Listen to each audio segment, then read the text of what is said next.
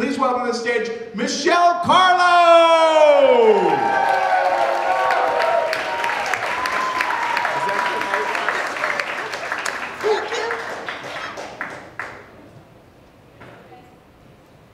Hi. I was standing in a line in the basement of Macy's Parkchester in the Bronx. A line of what seemed to be hundreds upon hundreds of teenagers, all chanting and stomping their feet and cheering and waiting for something to happen. I couldn't see any grown-ups around at all, and all around me were some kids that I knew and some kids I didn't know, but I didn't speak to anyone because I was on a mission. Now, it was a little bit after 10 o'clock on a weekday morning, and maybe you think that we all should have been in school. And yeah, maybe some of us should have been, and some of us would have been, except for one thing. Led Zeppelin was coming to Madison Square Garden, and tickets were about to go on sale. Oh yes, people, in those pre-digital analog days, you had to listen to your favorite radio station.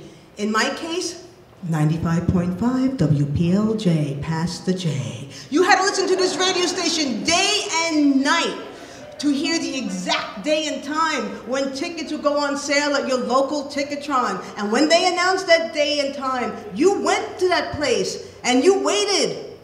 And if it was a weekday, fuck school.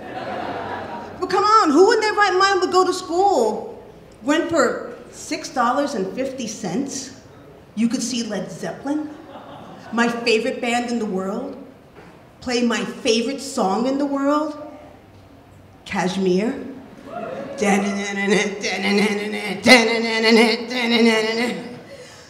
didn't get a ticket that day.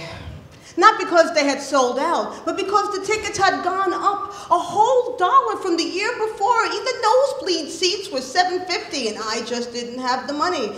And it seemed like a lot of the other kids online were disappointed too, and some of them started throwing mannequins around and tagging graffiti on the walls, and I wasn't having any of that. I looked up at the clock, and I saw it was a little bit past 11, and I thought, well, hey, the day's not a total waste. I could go to some school. So I started walking from Parkchester to Webster Square in the Bronx, which is like 3 train stations away, and I'm taking my time.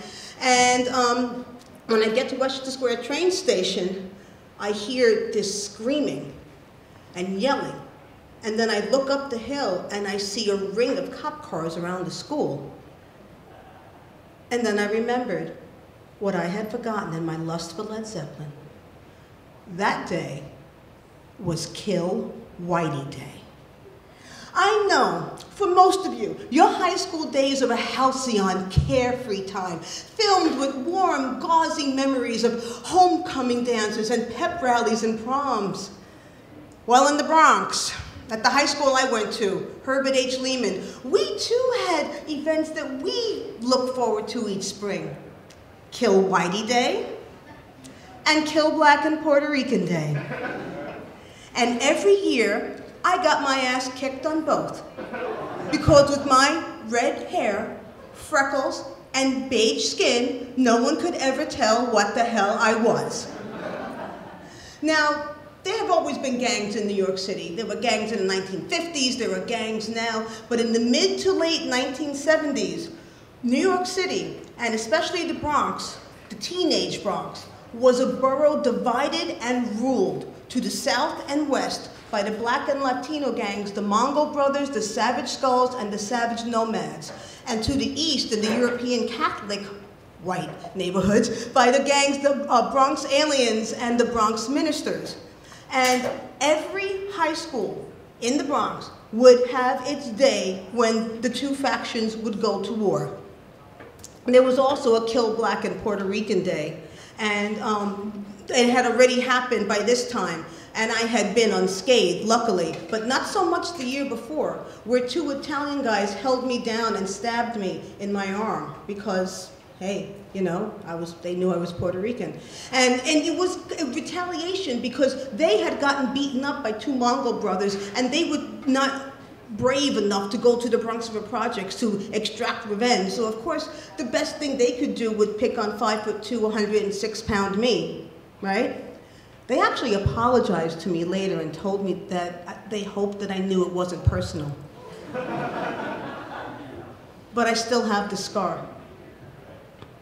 Teenage New York was divided and ruled by these gangs, and you knew when your kill day would be. This information went down across race, ethnic, and neighborhood lines faster than text messaging goes through a college campus on a lockdown today.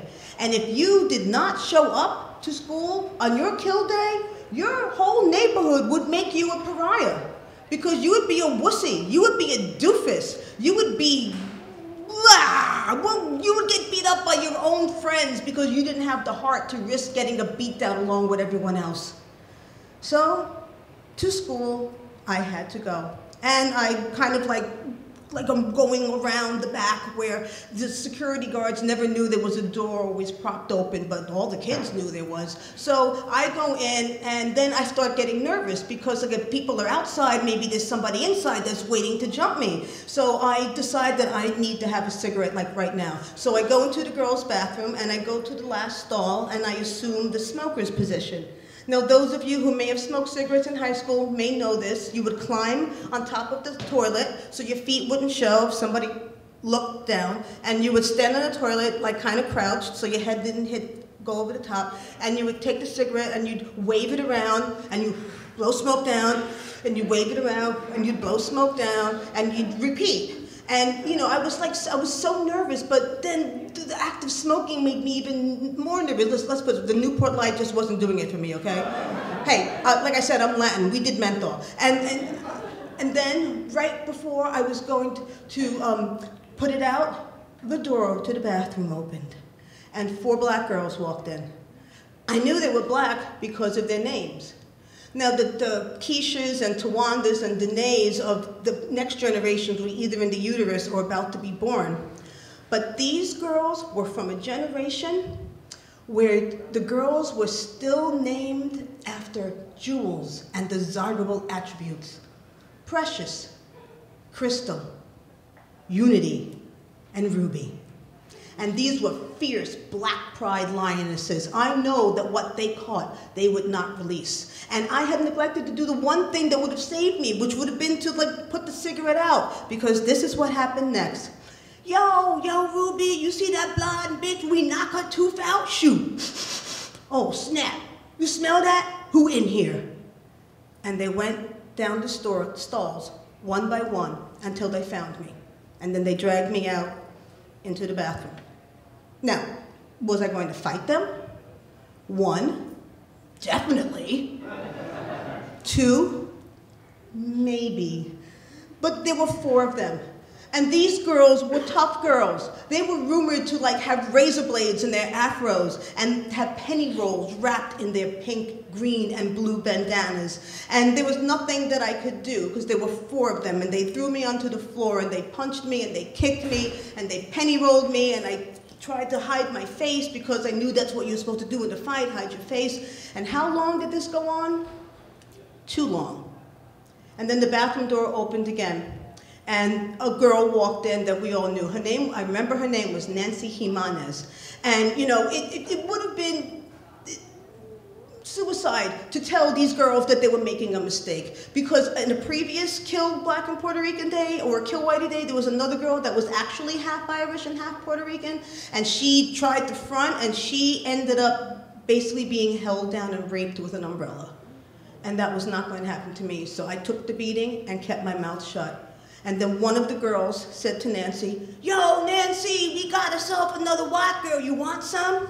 And Nancy walks over, looks down and goes, "What? I know her. That's Shell. I know her from homeroom. She's Puerto Rican. She just looks white. You girls are stupid." And Nancy Jimenez, wherever you are, I hope you're having the best life ever, because you saved me. And she leaves the bathroom, and suddenly 4 pairs of eyes see me as a human being for the first time. Unity, the one who was the leader, she starts walking around muttering, oh, yo, man, this ain't right. Oh, no, why didn't you say something? Wait, you Puerto Rican? And I look up, and I go, see. And she goes, oh, no, man, this ain't right. We got to do something. Yeah, and then, you know, help her up. So, like, Precious and Crystal and Ruby, they help me up, and they straighten up my clothes, and my nose is bleeding. So they take the bandana, and they're daubing at me. And then Unity is still saying, oh, no, man, this ain't right. We got to do something. I got it. Girls, give her your weed. And then Unity tell Precious and Ruby, one goes in the bra, one goes in the tube sock. They hand me a couple of joints rolled in like strawberry and banana, easy wide. But the other one wasn't having it. Crystal? She started kind of like sidling out to get to the bathroom door, but she could not get away from Unity's watchful eye. Unity's fist shut out, biff!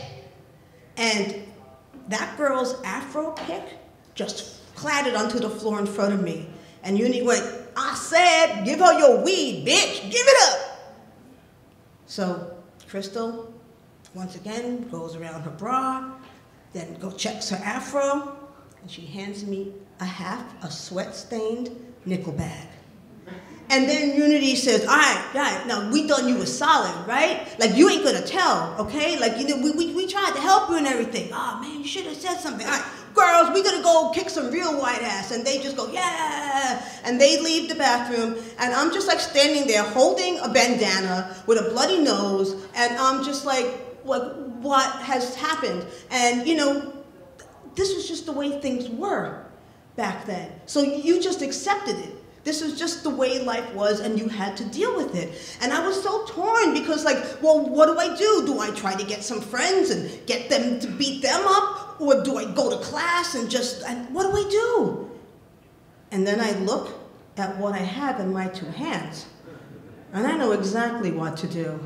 I walked right back out of school and went to where the stoners hung out, this place called Zappa's Corner. And I sold all that weed. And I ran right back to Macy's, down into the basement of Ticketron, before they closed at 4:00 p.m. That's right. The day wasn't a total waste after all, because I was in the nosebleed seats, and I got to see Led Zeppelin play Kashmir. Thanks, guys.